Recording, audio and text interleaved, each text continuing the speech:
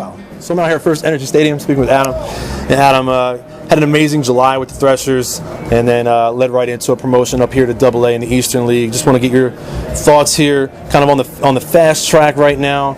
Your thoughts on being fourth-round draft pick last year, kind of being a speedy pace in your rise here upward in the system. Just thoughts on just the rise here. It's been great. Never thought that I would get this high so fast in the organization. So now I'm just taking it, day by day and just improving every day and trying to learn something new every day. And actually, it was a third-round draft pick last year. So excuse me, and that was out of the University of Alabama. Just wanted to get your thoughts on the draft process last year. I know a lot of guys can track it, especially early rounds. It's a little bit easier to track because you're going to have a better idea of where you're going to be selected. Just some thoughts on how you learned about the draft pick, how you were tracking it if you were, and how'd you celebrate?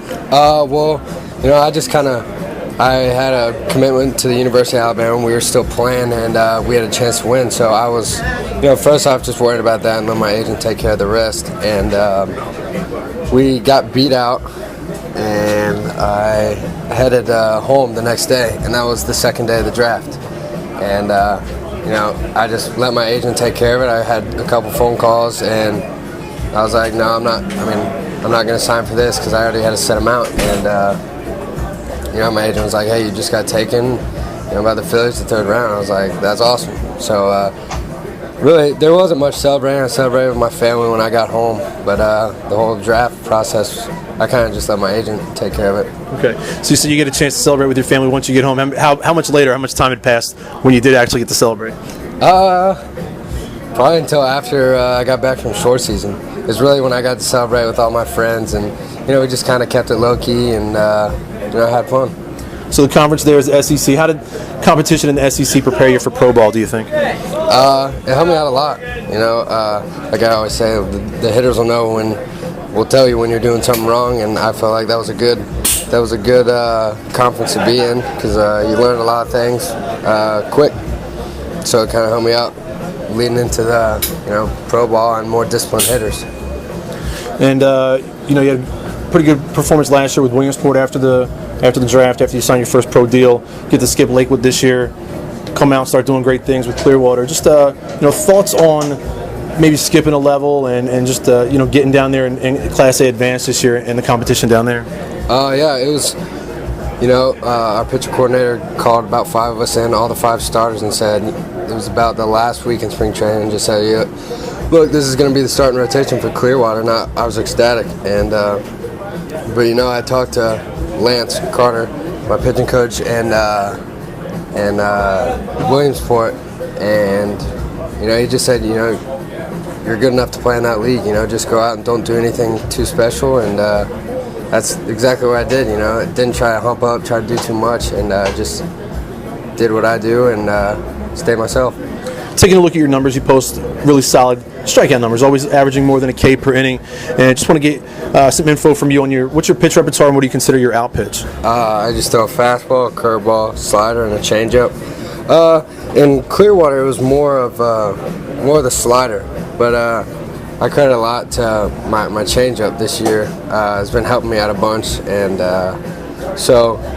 With that being said, the changeup's a great pitch. I've had a few swing and misses on that, but probably my slider has been my strikeout pitch.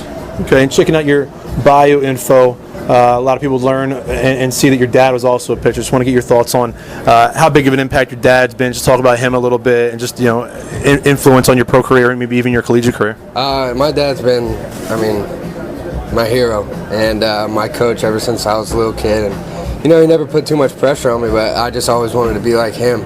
And wanted to go to Alabama. I remember when I was in 5th grade, they said, what do you want to be when you grow up? I said, I want to be an Alabama pitcher. And, when I got the chance to commit there, I did, and he was proud of me. And, that's makes everything worthwhile is when my family's proud of me. It's really cool, and clearly you looked up to your dad as a youngster. As far as other players, maybe other pro players that you might have looked up to as a youngster, who would those be? When I was real young, I was, still a Braves fan, but it was probably Tom Glavine because, just going out there and not blowing anything by anybody, just pitching and just all the movement he had on his ball. He was just cutting guys up, and that was just fun to watch. It seems like so many guys in the Phil system, pitchers, grew up like in the Braves. I think Austin's from down there. David Buchanan's from down that way and grew up. When you become a Philly, when you get drafted by a division rival, how does that weigh on the family and the friends and their ability to root for you? Not much. I mean, everybody was just ecstatic for me, happy for me. So, I mean, just getting the opportunity to play professional baseball is just beyond words. It's just amazing. So, when you get the opportunity, you just got to take it and run with it, whoever it's with. And now that I'm with the Phillies organization, it's a great organization. It's been nothing but good to me.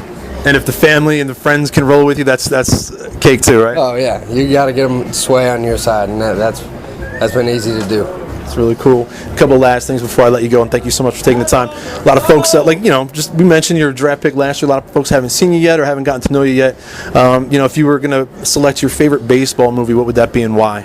Sandlot. I mean, I grew up watching that, and it's just how me and my buddies used to play. We would always play in the cul-de-sac, so we would always be like Benny the Jet, and we always had a dog. There was a dog down the street. I forget his name, but he was a big, huge Rottweiler. Yeah. And every time we would hit the ball over the fence, we would, have to stop playing. So, that's just a great movie. And true to life. Yeah, always just been my favorite movie. It's really cool.